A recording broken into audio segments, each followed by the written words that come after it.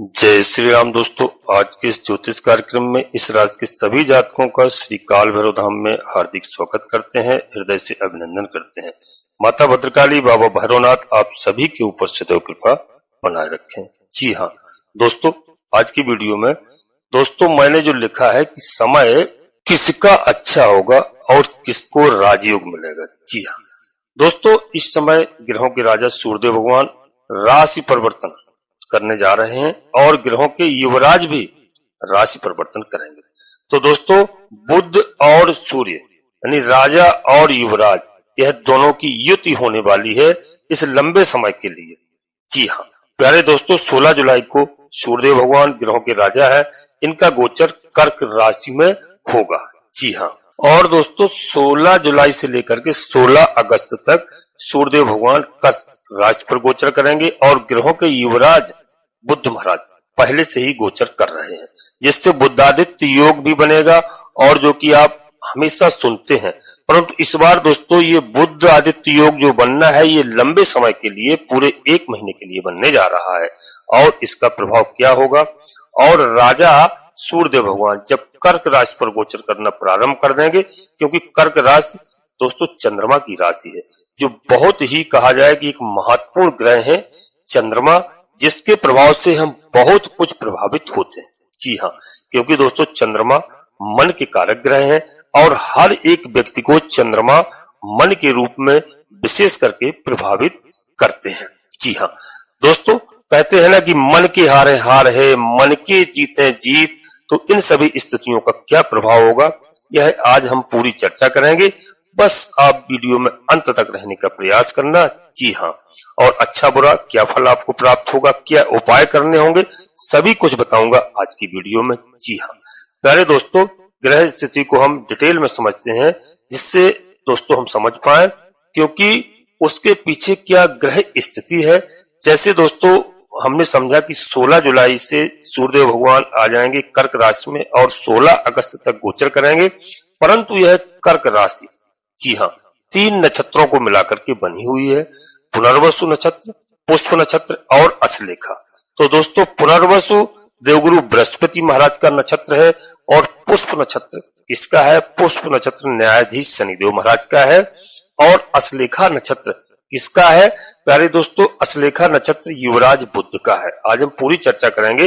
पुनर्वसु का चौथा चरण ही है कर्क राशि में, बाकी मिथुन राशि पर है। तो दोस्तों 16 जुलाई को जब सूर्यदेव भगवान का गोचर कर्क राशि पर होगा, तो दोस्तों पुनर्वसु यानी कि देवगुरु बृहस्पति के नक्षत्र में 16 तारीख से लेकर के 20 जुलाई तक गोचर करेंगे और 16 जुलाई को इनका गोचर काल प्रारंभ हो जाएगा। जी हाँ दोस्तों, और दोस्तों 20 जुलाई को सुबह 5:22 पर यह पुष्प नक्षत्र में यानी शनिदेव महाराज के नक्षत्र में प्रवेश कर जाएंगे, जो कि देवगुरु बृहस्पति के नक्षत्र में गोचर करना ठीक माना जाएगा। परंतु प्यारे मित्रों, जब शनि के नक्षत्र में जाएंगे उसे तो वो समय होगा जिस समय हमें सतर्क रहने की आवश्यकता होगी। यानी 20 जुलाई को दोस्तों सुबह करीब 5:22 से 2 अगस्त तक यह पुष्प नक्षत्र यानी कि शनिदेव महाराज के नक्षत्र में होंगे। तो इस समय हमें थोड़ा सा सतर्क रहने की आवश्यकता होगी। क्या सतर्क रहना होगा दोस्तों, इस बात की हम चर्चा करेंगे। उसके बाद फिर अश्लेखा नक्षत्र में चले जाएंगे 2 अगस्त से लेकर के 16 अगस्त तक। तो यह समय काफी अच्छा होगा इस राशि के सभी प्रिय जातकों के लिए। जी हाँ दोस्तों, बुध के नक्षत्र में गोचर करेंगे। एक बात और भी है इसमें दोस्तों, हमें एक चीज और समझना है। जब सूर्य भगवान 16 जुलाई यानी 16 जुलाई को आ जाएंगे और 18 जुलाई को बुध की 2 स्थितियों में परिवर्तन होगा, तो मतलब अस्त भी होंगे और ये बकरी भी होंगे बुध महाराज। तो दोनों स्थितियों को प्राप्त होंगे, जो कि आंशिक यानी युद्ध सूर्य और बुध की 1 अगस्त को होने वाली है। जी हाँ, अंशवाइज एक साथ दोस्तों नहीं रहेंगे, परंतु राशि वाइज रहेंगे, क्योंकि जब 13 अंश या उससे कम में बुध आ जाते हैं तो प्यारे दोस्तों सूर्य के करीब में वो अस्त हो जाते हैं। इसलिए ज्यादातर बुध अस्त रहेंगे, क्योंकि सूर्य के करीब में ही रहते हैं। तो दोस्तों ये सब स्थितियां हैं और इनका क्या फल होगा इसे हम समझते हैं गहराई से। और मैंने डेट वाइज इसलिए समझाया आपको कि ध्यान रखिए इन तारीखों का इस समय आपको थोड़ा सा सतर्क रहना है और इस समय आप किन तारीखों में आपको लाभ होगा, क्योंकि दोस्तों अब हम लोग मानते हैं, पहले हमारे जो बुजुर्ग थे वो प्रतिदिन, जी हाँ, प्रतिदिन ऐसे उपाय करते थे, प्रतिदिन ऐसे कार्य करते थे, प्रतिदिन यानी घर से निकलते वक्त भी दोस्तों जो कहते हैं ना सगुन, एक कहते हैं सगुन साध के निकलते हैं। जी हाँ, अब हम लोग नहीं मानते हैं, अब जितने टाइम उठाया और झोला चल लिए दोस्तों। जैसे पहले की एक मैं बात बता दूं, थोड़ा ध्यान से सुनना। जी हाँ, जो हमारे बुजुर्ग कहते थे वो मानते थे दोस्तों। रवि को पान, रविवार के दिन पान खा करके निकलते थे। रवि को पान, सोम को दर्पण, सोमवार के दिन शीशा देख करके निकलते थे। रवि को पान, सोम को दर्पण, मंगल धनिया, मंगलवार को धनिया खा करके निकलते थे। मंगल धनिया, बुद्ध मिठाई, बुधवार को मिठाई का सेवन करके निकलते थे। बुद्ध मिठाई, बिफय राई, गुरुवार के दिन राई को थोड़ा सा 4 दाना मुंह में डाल के निकलते थे, यह सगुन होते थे। बिफय राई, शुक्र कहे हमें दही सुहाई, शुक्रवार के दिन दही खा करके जाते थे। और कहे शनिश्चर जो घृत पाऊं, शनिवार के दिन घी खा करके निकलते थे। कहे शनिश्चर जो घृत पाऊं, कालहु जीत घरे ले आऊं। यह दोस्तों स्थितियां थी, ऐसे सगुन विचार करके घर से निकलते थे। उनको कभी जीवन में कष्ट नहीं होता था, उनको कभी चोट नहीं लगती थी, कभी आपने एक्सीडेंट नहीं सुना होगा, कभी उनको अचानक से किसी की मृत्यु नहीं देखी होगी। अपनी उम्र पा करके जो 60-70 वर्ष का, 80 वर्ष का हो जाता था, जब ही लगता था कि आज अब इस साल फला दादा जाने वाले हैं, फला दादी जाने वाली हैं, ऐसा होता था। अब क्यों अचानक से ये सब कुछ हो रहा है? अब हम लोग ज्यादा एडवांस हो गए हैं, ज्यादा होशियार हो गए हैं, यानी होशियार नहीं हुए, इसको मैं कहूंगा ज्यादा बदमाश हो गए हैं। अब ईश्वर को कोई नहीं मानता है। अब ईश्वर को मानते हैं, जब परेशानी होती है तब ईश्वर के दरबार जाते हैं। पहले लोग घर से विचार करके घर से निकलते थे। परवाह होती थी, होली दीपावली की परवाह के दिन दोस्तों कोई भी व्यक्ति अपना घर नहीं छोड़ता था। माता पिता बुजुर्ग सब समझाते थे, परवाह गमन न कीजिए, परवाह गमन न कीजिए, चाहे सोने सी हो, चाहे सोना बरसता हो, कंचन बरसता हो, लेकिन परवाह के दिन घर नहीं छोड़ते थे। अब लोग बाग दीपावली का पर्व मनाया, अपनी ड्यूटी पे, नौकरी पे चल दिए, अपना घर में छुट्टी आया कि हमारे पास समय नहीं है। ये सब गलत है। इस बात को मैं आपको बुरा अवश्य लगेगा।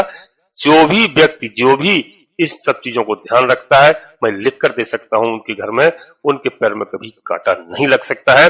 अब दोस्तों हम वीडियो में आगे बढ़ते हैं, बस वीडियो में अंत तक रहने का प्रयास करना है। जी हाँ दोस्तों, वीडियो में प्रारंभ करने से पहले मैं अपने सभी प्रियजातकों से एक छोटा सा अनुरोध करते हैं कि श्री काल भैरव धाम चैनल में पहली बार आए हैं तो चैनल को सब्सक्राइब अवश्य कर लेना। बाबा भैरवनाथ जी का, हनुमान जी महाराज का आशीर्वाद प्राप्त करना। दोनों देवता कलयुग के देवता है, कलयुग की जिम्मेदारी है। यह श्रावण मास का पवित्र महीना है। भगवान भोलेनाथ के दोनों अंश हैं, दोनों रुद्रावतारी हैं। और भगवान भोलेनाथ ने जो सृष्टि के रचयिता है हनुमान जी महाराज को और बाबा भैरवनाथ जी को कलयुग की जिम्मेदारी सौंपी हुई है। जी हाँ, और दोस्तों वीडियो अच्छी लगे, लाभ प्राप्त हो, एक छोटा सा प्यारा सा लाइक करना, जिससे हमारा मनोबल बढ़ता है। आपका कहीं पर 1 रुपया खर्च नहीं होता है। और कमेंट्स बॉक्स में सबसे पहले अपनी कुलदेवी, अपने कुलदेवता को, अपने इष्ट देवता को प्रतिदिन मानिए, प्रतिदिन प्रणाम करिए बिस्तर छोड़ने के तत्काल बाद। अब जहां भी निवास कर रहे हो, देश विदेश प्रदेश में, अपने माता पिता से, दादा दादी से, बुजुर्गों से पूछिए अपनी कुलदेवी कुलदेवताओं के बारे में, उनको डेली प्रणाम करिए। इसके बाद माता भद्रकाली कृपा करो, बाबा भैरवनाथ जी कृपा करो, हनुमान जी महाराज कृपा करो, भगवान तुलसी राम जी कृपा करो, लक्ष्मी नारायण भगवान कृपा करो, जो भी देव आपको प्रिय लगे, सूर्य भगवान कृपा करो। उनको एक बार नहीं, जिनमें आपकी आस्था हो, कम से कम 3 बार अवश्य लिखना। मैं विश्वास के साथ कहता हूं कि जिस दिन से इस कार्य को आप करने लगेंगे, आधे से अधिक समस्याओं की गारंटी मैं लेता हूं। आपकी कुलदेवी बाबा भैरवनाथ जी तत्काल समाप्त करेंगे। जी हाँ दोस्तों, वीडियो पूर्णतः चंद्रास लग्नास पर आधारित होती है। यदि आपको अपनी चंद्रास लग्नास मालूम नहीं है, फिर आप प्रचलित नाम के आधार पर वीडियो को देख करके पूरा लाभ प्राप्त करें। परंतु कोई बड़ा निर्णय लेने के लिए अपनी जन्म कुंडली का विश्लेषण अवश्य किसी योग ज्योतिषी से कराएं और इसके बाद कोई बड़ा निर्णय लें, क्योंकि वीडियो प्यारे दोस्तों लाखों करोड़ों लोगों के लिए बनाई जाती है। उस सबके ग्रह नक्षत्र, प्रत्येक की जन्म कुंडली में यदि आप जन्म कुंडली का विश्लेषण कराएंगे तो सबके ग्रह नक्षत्र अलग अलग होते हैं और कौन से ग्रह कहां पर विराजमान है, हमें लाभ दे रहे हैं या नुकसान दे रहे हैं, तो उनका हम उपाय करते हैं, पूजा अर्चना करते हैं, मुझे पूरा लाभ प्राप्त होता है। जी हाँ दोस्तों, अब हम आगे बढ़ते हैं। तो यहाँ पर बता दूं, मैंने नक्षत्र वाई आपको बताया है। अब दोस्तों जो क्या होगा आपके साथ में, यहाँ पर बुध स्वयं आपके लग्नेश हैं और सुकेश हैं, जो आपके दोस्तों धन भाव में गोचर कर रहे हैं। यह समय आपके बैंक बैलेंस के बढ़ाने वाला है और आपके जीवन में सुखों की वृद्धि करने वाला है। सुख चैन शांति आपके जीवन में होने वाली है। यदि इस समय आप कोई विशेष कार्य करना चाहते हैं, कोई विशेष योजना बनाना चाहते हैं, कोई विशेष मीटिंग करना चाहते हैं, तो दोस्तों इस विषय में आप कहीं कोई बड़ा डिस्कस करना चाहते हैं तो यह इम्पोर्टेंट विषय है, उसके लिए यह समय बहुत अच्छा होगा। खास करके प्यारे दोस्तों 2 अगस्त से लेकर के 16 अगस्त का समय आपके लिए बेहतर लाभकारी साबित होगा और आपके बैंक बैलेंस में निश्चित रूप से बढ़ोतरी होगी। इस बात को नोट कर लेना। जी हाँ, और दोस्तों जब शनि के नक्षत्र में होंगे यानी 20 अगस्त से दोस्तों 20 जुलाई से लेकर के 2 अगस्त का समय, इस समय यदि आप कोई फाइनेंशियली कोई ट्रांजैक्शन करते हैं या कोई भी काम करते हैं, उस समय थोड़ी सी आपको मुश्किलें हो सकती हैं। थोड़ा आपको सावधानी वहां पर रखना होगी। काम करने में थोड़ा विलंब हो सकता है। खासकर यदि सरकार से जुड़ा हुआ कोई काम है तो उसमें दोस्तों थोड़ी सी समस्याएं आ सकती हैं। आपको जो काम करना है यदि सरकार से खासकर जुड़ा है तो इस समय नहीं करना। 20 जुलाई से लेकर के दोस्तों 2 अगस्त के बीच में, जी हाँ, इस समय को थोड़ा सा टालने का प्रयास करना दोस्तों।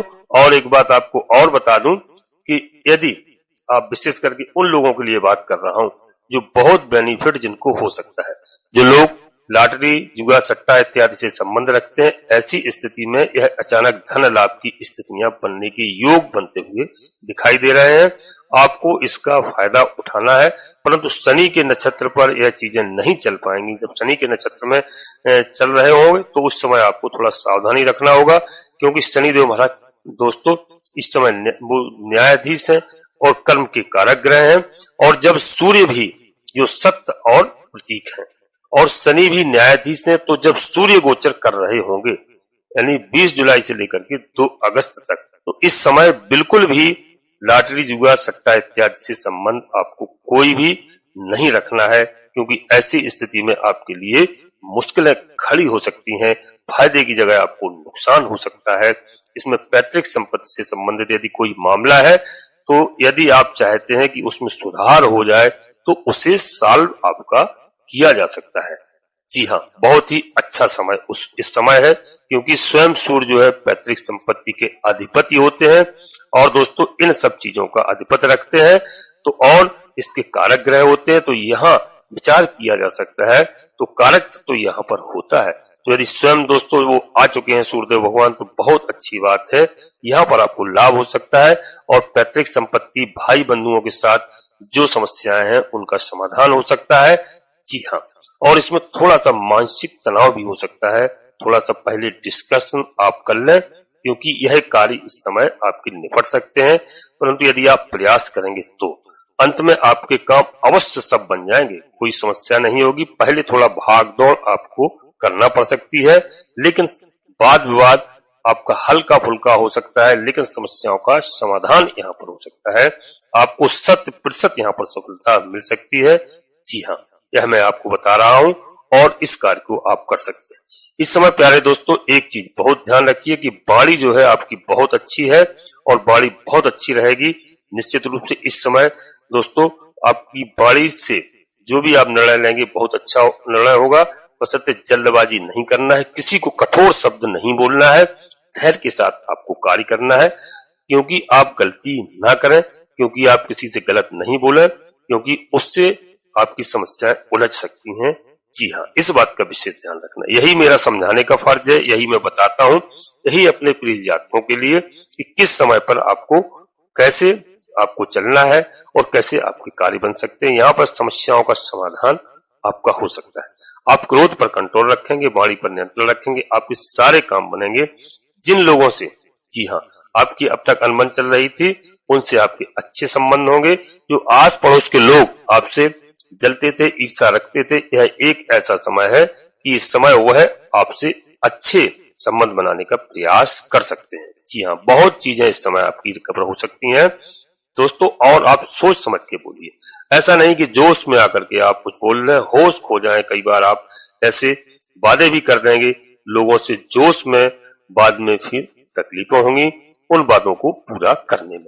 तो दोस्तों इस समय आपको विशेष करके ऐसे कार्य करना है, झूठी साची किसी से वादे भी नहीं करना है, बिल्कुल गलत कार्य नहीं करना है। ध्यान रखिए, यह सूर्य भगवान का जो गोचर है यह आपके लिए बहुत ही लाभकारी है, क्योंकि सूर्य जो है और बुध के मित्र हैं।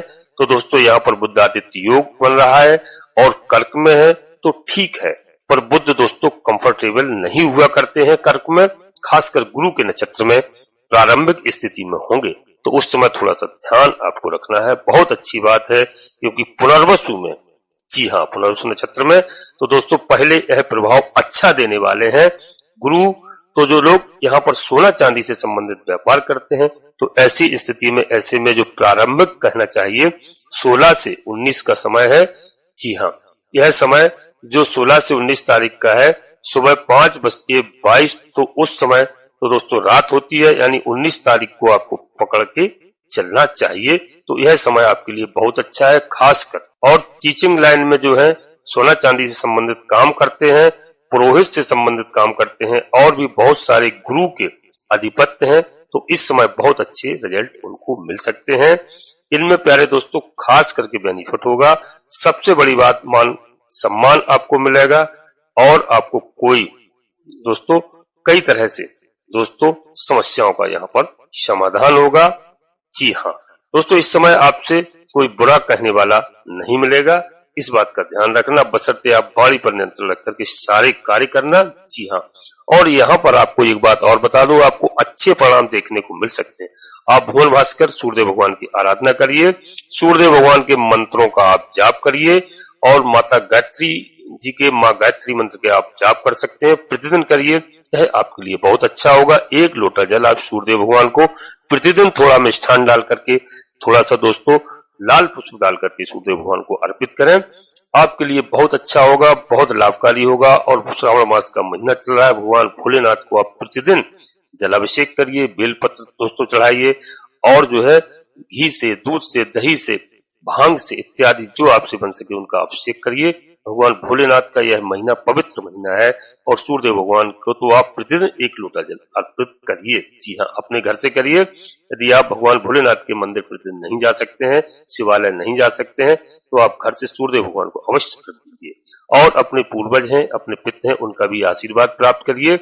जी हाँ, अपने माता पिता को प्रतिदिन प्रणाम करिए, यदि आपके साथ में रहते हैं, निवास करते हैं, जीवित हैं, बहुत अच्छी बात है, नहीं है तब भी आप प्रतिदिन उनको प्रणाम करिए। और दोस्तों शनिदेव महाराज को प्रसन्न करने के लिए मैं हमेशा बताता हूँ, पीपल के वृक्ष में दोस्तों, पीपल के वृक्ष के नीचे संध्या के समय 1 सरसों के तिल दीपक अवश्य आप जलाइए, शनिवार के दिन तो अवश्य जलाइए और पीपल के वृक्ष की 5 परिक्रमा अवश्य करिए, यह आपके लिए बहुत लाभकारी होगा। इस बात का ध्यान रखना, विशेष यह कार्य आपको हमेशा करना चाहिए। जी हाँ दोस्तों, अब दोस्तों हम अपनी वाणी को यहीं पर विराम देना चाहते हैं और हमने जो आपको बताया इस बात का ध्यान रखना, परंतु कोई बड़ा निर्णय लेने के लिए जन्म कुंडली का विश्लेषण अवश्य किसी योग ज्योतिषी से कराना। जी हाँ, शनिदेव महाराज के लिए लोग दोस्तों कोई परेशानी की आवश्यकता नहीं, परेशान नहीं होना, क्योंकि शनिदेव महाराज एक धीमी गति के ग्रह हैं, धीरे धीरे व्यक्ति के जीवन में बदलाव लाते हैं और 36 वर्ष की उम्र के बाद व्यक्ति के जीवन में विशेष प्रभाव डालते हैं, परिश्रम अधिक करवाते हैं, सत्य एवं न्याय पर चलने के वाले व्यक्ति को सबसे ऊंची ऊंचाइयों पर ले जाते हैं, संघर्ष के बाद ही फल प्रदान करते हैं, इसमें घबराने की कोई आवश्यकता नहीं है। और शनिवार के दिन विशेष करके आप सरसों के तेल में चुपड़ी हुई रोटी या पूरी पराठा सरसों के तेल में अवश्य किसी काले कुत्ते को भूख खिलाइए। यदि काला कुत्ता नहीं मिलता है तो आप किसी भी रंग के कुत्ते को खिला सकते हैं। इससे कलयुग का राजा जो राहु कहे गए हैं, राहु भी प्रसन्न होते हैं, शनिदेव महाराज प्रसन्न होते हैं, बाबा भैरवनाथ जी प्रसन्न होते हैं, आपके सारे कार्य बनते हैं। गरीबों को आप जो अपनी सामर्थ्य के अनुसार दान दक्षिणा दीजिए, भिखारियों को, लंगड़े लूलों को आप भोजन व्यवस्था करिए, आपके जीवन में बहुत अच्छे बदलाव आएंगे। जी हाँ दोस्तों, मैं सामर्थ्य के अनुसार बता रहा हूँ, ऐसा नहीं कह रहा हूँ आप कर्ज करके बांटिए, आपकी सामर्थ्य है जितनी भी उस अनुसार आपको प्रत्येक व्यक्ति को कार्य करना चाहिए। दोस्तों अपनी वाणी को यहीं पर विराम देना चाहता हूँ और वीडियो के अंत में पुनः एक बार फिर अनुरोध करता हूँ कि श्री काल भैरव धाम चैनल में पहली बार आए हैं तो दोस्तों चैनल को सब्सक्राइब अवश्य कर लेना और एक छोटा सा प्यारा सा लाइक करना। कमेंट्स बॉक्स में पूरी भक्ति भाव के साथ सबसे पहले अपनी कुलदेवी, अपने कुलदेवता, अपने इष्ट देवता को प्रतिदिन याद करिए, प्रणाम करिए, जहां निवास कर रहे हो वहां से करिए। मैं गारंटी के साथ कहता हूँ इसके बाद माता भद्रकाली कृपा करो, बाबा भैरवनाथ जी कृपा करो, हनुमान जी महाराज कृपा करो, जो भी देव आपको प्रिय लगे। एक बार नहीं, कम से कम 3 बार अवश्य लिखना। आधे से अधिक समस्याओं का समाधान आपकी कुलदेवी बाबा भैरवनाथ जी तत्काल कराएंगे। जी हाँ दोस्तों, और वीडियो आपको अच्छी लगे, लाभ प्राप्त हो, क्योंकि 16 जुलाई से किसी राज योग मिलेगा, इस बात का ध्यान रखना। अच्छी लगे अपने मित्रों को, दोस्तों को, सगे संबंधियों को शेयर करना। सभी का लाभ हो, सभी का कल्याण हो, आप सभी लोग परिवार के साथ स्वस्थ रहें, मस्त रहें, खुश रहें। धन्यवाद दोस्तों। जय माता भद्रकाली, कृपा करो।